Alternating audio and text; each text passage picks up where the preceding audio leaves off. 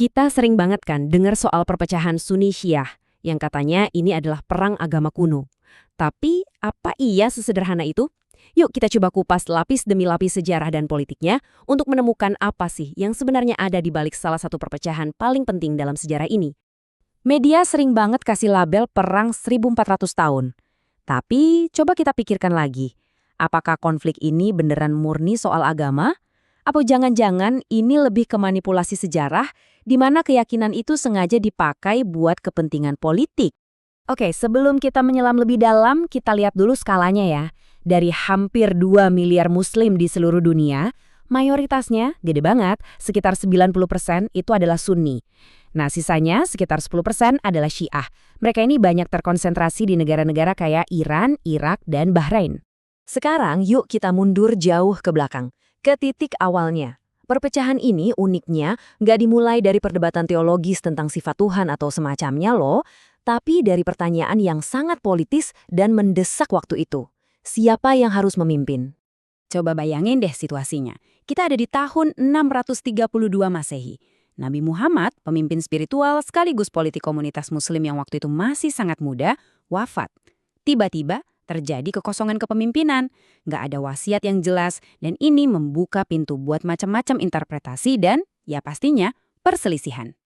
Terus, gimana krisis ini diselesaikan? Jadi, dalam sebuah pertemuan penting di Sakifah, para sahabat senior kumpul, musyawarah, dan akhirnya memilih Abu Bakar sebagai pemimpin pertama atau khalifah. Pilihan inilah yang menjadi dasar bagi kaum Sunni. Tapi, yang nggak semua setuju. Ada sekelompok kecil yang percaya kalau kepemimpinan itu seharusnya tetap ada di garis keluarga Nabi, yaitu pada Ali bin Abi Thalib. Nah, merekalah yang menjadi cikal bakal kaum Syiah. Nah, ini dia titik baliknya yang krusial banget. Gimana ceritanya sebuah perselisihan politik pelan-pelan jadi kaku, berubah jadi dua sistem teologis yang berbeda? Proses ini sering disebut sebagai teologisasi konflik, di mana sikap politik lama-lama diberi makna keagamaan yang super mendalam. Jadi, poin pentingnya tuh begini. Pada awalnya, kedua kelompok ini sama-sama percaya pada Al-Quran dan kenabian Muhammad. Perbedaan paling mendasar mereka itu ada di cara mereka memandang konsep kepemimpinan dan dari mana sih otoritas seorang pemimpin itu berasal. Disinilah kedua pandangan itu benar-benar pecah. Bagi Sunni, khalifah itu institusi politik yang dipilih lewat kesepakatan bersama untuk tujuan pragmatis, yaitu menjaga persatuan. Sebaliknya, bagi Syiah, imamah itu adalah institusi ilahi. Imam itu ditunjuk langsung oleh Tuhan, bukan pilihan manusia, dan harus dari garis keturunan Nabi. Jadi perannya bukan cuma politis, tapi juga spiritual. Perbedaan soal konsep pemimpin ini akhirnya merembet kemana-mana. Contohnya, dalam sumber hukum, kaum Syiah juga merujuk pada hadis dari para imam mereka. Pandangan terhadap sahabat Nabi pun jadi beda. Kalau Sunni menghormati semua sahabat, Syiah lebih kritis terhadap tokoh-tokoh yang dianggap menghalangi hak Ali. Seiring berjalannya waktu, apalagi saat kelompok pendukung Ali ini mengalami peminggiran dan bahkan penindasan politik, keyakinan mereka justru jadi makin kuat. Pengalaman sejarah ini mengubah perbedaan pandangan jadi bagian inti dari identitas keagamaan mereka yang bertahan sampai hari ini.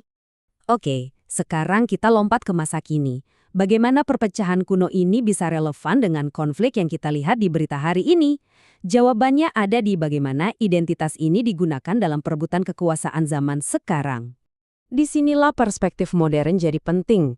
Banyak ahli berpendapat kalau konflik yang terjadi saat ini bukanlah kelanjutan dari perang agama kuno. Sebaliknya, ini adalah konflik politik abad ke-21 yang sekedar menggunakan bahasa teologis untuk mengumpulkan massa dan membangun aliansi. Kutipan ini merangkumnya dengan pas banget.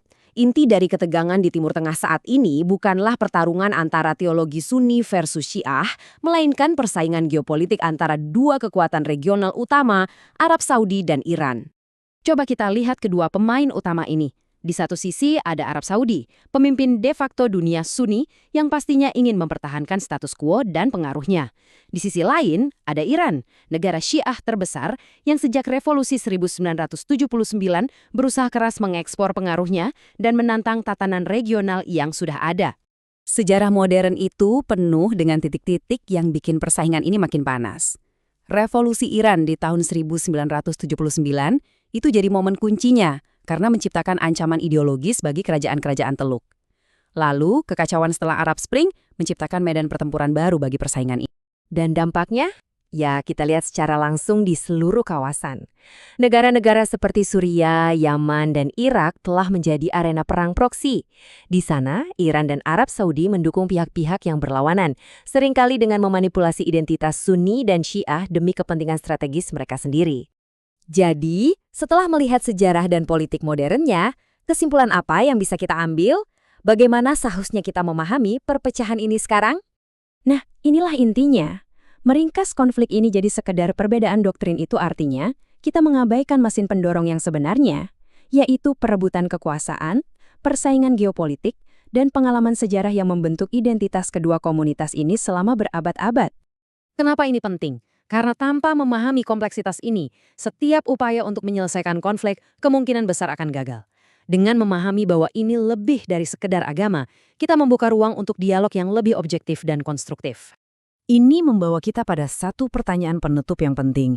Jika persaingan modern ini ternyata lebih didorong oleh geopolitik daripada teologi kuno, lantas apa implikasinya? Bagaimana ini mengubah cara kita memandang berita, kebijakan luar negeri, dan harapan kita untuk perdamaian di masa depan?